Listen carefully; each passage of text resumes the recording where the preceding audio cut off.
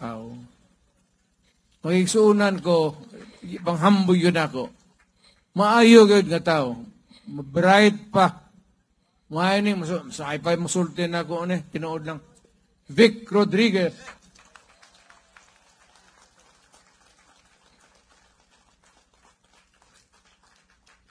Mudaog ni kay lapad egnaw. Puro utok man na.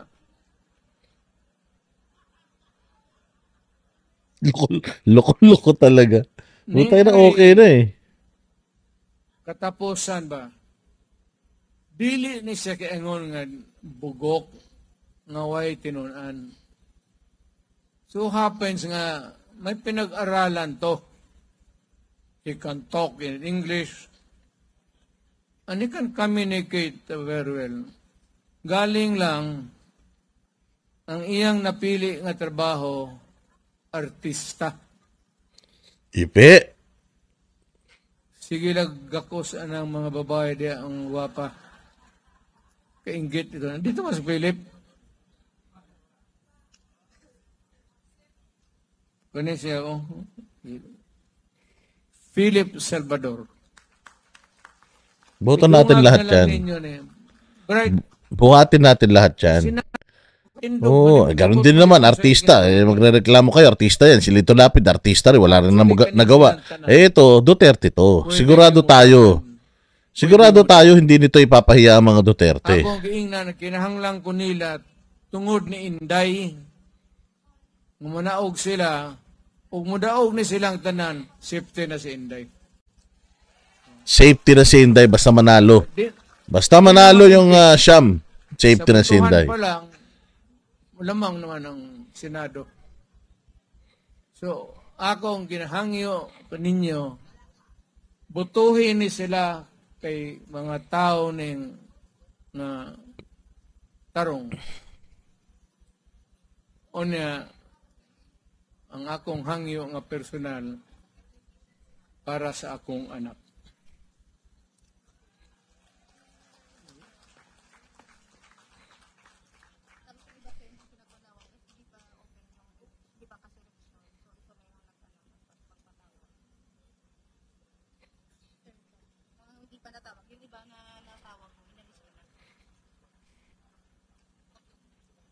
Ayan, no? Diba? Kita nyo kung gaano karami ang tao na yan. Hindi nagsisialisan. Yan ang rockstar. Kaya Bongbong, wala ka niyan. Putang ina, Bongbong. Itigil mo na yung kabalbalan mo. You cannot teach charisma, Bongbong. Wala kang charisma. Meron lang kayong apelyido. Pero wala kayong mga kwentang mga politiko. Mga putang ina ninyo. Wala kayong mga kwentang mga politiko. Sa totoo lang. Oh, wala kayong mga kwentang mga politiko. Eto si PRRD. Matanda na. Walang pera, walang budget, walang ayuda, walang pinapangako. Inaantay pa rin ng tao yung sasabihin niya kahit na paulit-ulit na lang yung sinasabi niya, aantayin at aantayin pa rin ng tao yung kanyang mga sasabihin. Kaya sa totoo lang, ang laki ng insecurities talaga ni Bongbong Marcos. Ikaw, Bongbong, yung cute na hindi kayang mahalin. Ikaw talaga yun. Ikaw talaga yung kahit na anong gawin mo, putang na masama ka pa rin. Wala eh. Sobrang ano mo kasi, sobrang sama kasi ng ugali mo. Sobrang pangit ng ugali nyo. Sobrang mga kawatan ninyo. Inuna nyo yung mga sarili ninyo eh. Pinatay mo talaga. Pinatay mo yung chances ng mga susunod na lahi ng mga Marcos sa politika. Forever na kayong matatandaan ng taong bayan ng mga manloloko, diktador, mamamatay tao, magnanakaw, manloloko, dahil sa ginawa ng tatay mo at ginawa mo na rin. Oo. Yan, kitang-kita nyo naman mga bossing kung papaano, kung anong klaseng anong klase, walang budget to. Kung makikita mo, walang budget to. Talagang nagtulong-tulong. Ito yung organic. Nagtulong-tulong lang yung mga Pilipino, nagtulong-tulong yung mga taga Cebu, nagtulong-tulong yung may mga pera dyan para maidaos ito. Dahil walang pera itong mga to. Hindi to katulad ng bagong alyansa na puro pera. Ito walang mga pera ito. Kaya binigyan ng pagkakataon ni PRRD na maitaas ang kamay ng mga ito, maikandidato ang mga ito. Kung talagang gusto natin ng maayos na Pilipinas, puta, lahat ng kandidato ng bagong alyansa, mula mo sa Luzon, Visayas at Mindanao, lahat ng pati mga LGU nila, laglag nyo lahat. Ilaglag nyo lahat. Kasi kasapakat lahat yan eh. Sa mga kabulastugan nangyayari sa bayan natin eh. Kasapakat lahat yan sa lahat ng mga paghihirap ng bayan, ng bayan natin ngayon. Kaya kung ako sa inyo, ilakad ninyo sa lahat ng mga kakilala nyo, kamag-anak ninyo, mga kaibigan ninyo, na ilaglag lahat ng basta bagong alyansa ng Pilipinas, ilaglag na yan. Konsihal, congressman, mayor, vice mayor, gobernador, basta tumatakbo under bagong alyansa ng Pilipinas, ilaglag nyo na. Kahit gaano karaming ayuda ang binigay sa inyo niyan, kahit gaano karaming pera ang ibinigay sa inyo niyan, delata at kung ano-ano pa, ilaglag nyo mga yan dahil babawiin nila yan. Magnanakaw ang mga yan. Wala nang check and balances sa Pilipinas kapag nanalo lahat yan. At itong mga kandidato ni Bongbong sa pagkasenador, ilaglag natin. Gusto natin makakaganti sa lahat ng kahayupan ni Bongbong Marcos. Gusto nyo makaganti? Kung gusto nyo makaganti, ilaglag nyo lahat ng kandidato niya. Walang mananalo kahit isa. Wala kayong kahit na paborito nyo yung iba dyan, ilaglag nyo. Kung gusto nyo makabawi tayo sa pambubudol ni Pangulong Marcos, kung gusto nyo makabawi tayo sa lahat ng mga kahayupan na ginagawa nila sa bayan ngayon, iboto natin lahat ng mga kalaban ng bagong alyansa na yan at yung mga senador niyan, ilaglag nyo lahat, ishoot nyo sa banga. Wala tayong ibang iboboto kung hindi itong PDP laban. Napakalaki ng tsansa na dahil sa politika, bayaran, pwedeng ma-impeach yan si VP Sara. Pero kung meron tayong solid na kakampi dyan sa Senado, sigurado, makakalusot si VP Sara at si VP Sara pagdating ng 2028, may boboto pa natin siya bilang presidente. O di ba? Ganyan ang Duterte magic. Ito yung hindi kayang makuha ni Bongbong. Na marami kang ang pera, maganda nga ang pangalan ninyo, kilala kayo, sikat kayo, mayaman kayo, but never kang irerespeto ng mga Pilipino katulad ng pagrespeto namin kay Pangulong Duterte. Kailangan mo pang magbayad ng mga vlogger para ipagtanggol ka. Si PRRD hindi. Volunteer namin tong ginagawa para sa kanya. Kailangan mo pang magbayad ng troll farms para lang may mag-like sa mga post mo. Pero ikaw pa rin ang may pinakamaraming laughing emoji sa kasaysayan ng politika sa buong mundo. Kaya pasensya ka na sir, pero hindi ikaw si Duterte. Walang Marcos magic. Merong Marcos magic sa pandurugas at pag nanakaw ng pera ng taong bayan, namamagic nila, nawawala yung pera. Pero yung Duterte magic na ang tao ay nakikinig, ang tao ay nag-aantay, ang tao ay talaga namang makapanindig balahibong inaantay ang lahat ng mga bibitawang salita ni PRD, hindi mo kaya yun. At kahit na sa kabilang buhay, dyan sa impyerno, hindi mo makukuha yung respeto na yun. Itaga mo yan sa bato. Ayan. So, congratulations dyan sa Cebu.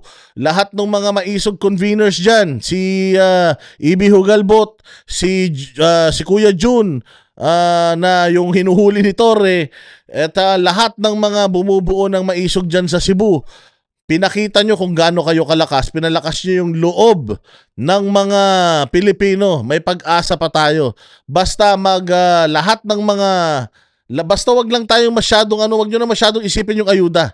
Walang pambigay ng ayuda itong PDP. Pero sigurado ko sa inyo, yung 6 na taon na nasa katungkulan ng mga yan, sigurado ako na hindi lang halaga ng ayuda yung mapupunta sa inyo. Kaginhawaan at kapayapaan sa buhay yung ibibigay sa inyo netong PDP laban na to. Alisin na natin lahat ng mga kawatan, magnanakaw, sindikato.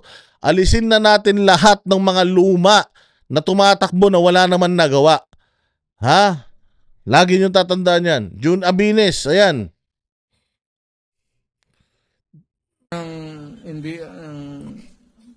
yung pitaka o cellphone. Claire Minor,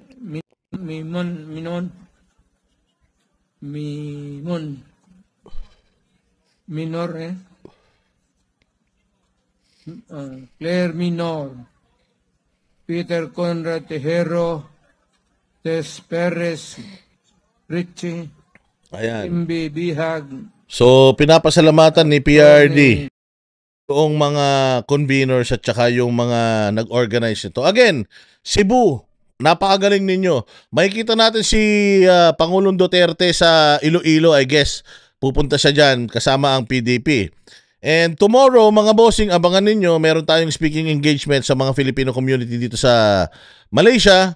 So magkita-kita tayo dahil tayong napiling tagapagsalita ni Pastor Apollo Kibuloy para sa mga Pilipino dito.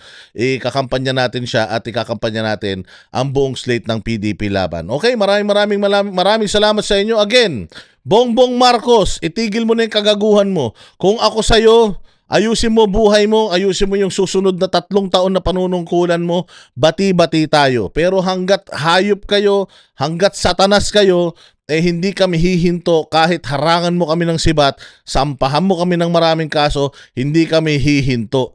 Lahat kaming mga banateros, lahat kaming mga Magic 40, yung mga pinatatawag nyo at pinapahinto nyong mag-content, hindi kami natatakot at hindi kami kailanman matatakot. Kaya nyo kaming patayin, kaya nyo kaming ipakulong, pero hindi nyo kayang sikilin ang aming malayang pagpapayag at hindi nyo kayang agawin sa amin yung aming karapatan para ilabas lahat ng mga kabulastugan nyo sa Pilipinas. Ayan si J. Bondok, Ronald Bato de la Rosa, Bongo, Hinlo, Raul Lambino, Marcoleta, si Pastor Apollo Kibuloy,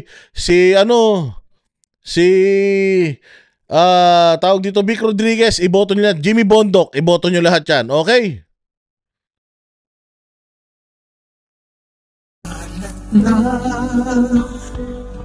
Isa ang nais nila, isigaw ang nadarama. Pilipinas muling magsama-sama. Pilipinas, Duterte pa rin ang tunay na nagmamahal sa atin. Ayun, mga bossing. So natapos yung ilang oras ng pagsasama-sama na yan. Mabuhay kayo mga taga Cebu, mabuhay ang Maisog Cebu, at masusundan pa po ito sa buong Pilipinas. Buong PDP laban, ikandidato natin. Lahat ng mga OFW, ikandidato po ninyo sa mga kamag-anak nyo sa Pilipinas, itong PDP laban. Again, kung nagmamahal kayo sa bayan, kung nagmamahal kayo kay VP Sara, kailangan natin iboto lahat ng PDP. Or else, walang VP Sara sa 2028. Okay, mabuhay kayo. Magkita-kita po tayo ulit sa susunod na vlog. God bless us all and God bless the Philippines. You're amazing. Good night, everyone. Kami ang boses ng masa, hindi natatakot. Katotohanan lang, di kami nalulunod. Walang bahid ng sismis, lahat ay totoo. Kahit sino ka pa, pag mali ka babanatan ka. Walang pinipili kulay, wala kaming kinikilingan. Basta para sa bayan, kami lalaban. Pag tama palakpakan, pag mali banatan, di matitinag, di matatakot. Para sa bayan, tuloy ang sigaw. Sa harap ng kamera, walang halong takot. Mga baluktot, lahat kayo'y tutumba. Ang hustisya at totoo, yun lang ang mahalaga. Kahit sinong harang, di pinipiling kulay, wala kaming kinikilingan. Basta para sa bayan, kami lalaban. Pag tama palakpakan, pag mali banatan, di matitinag, di matatakot. Para sa bayan, tuloy ang sigaw. Kung nasa tama ka, ikaw ay aming kasama. Pero pag mali ka, handa ka na bang mabasag? Banateros kami, walang inuunan, dahil bayan muna bago ang sarili.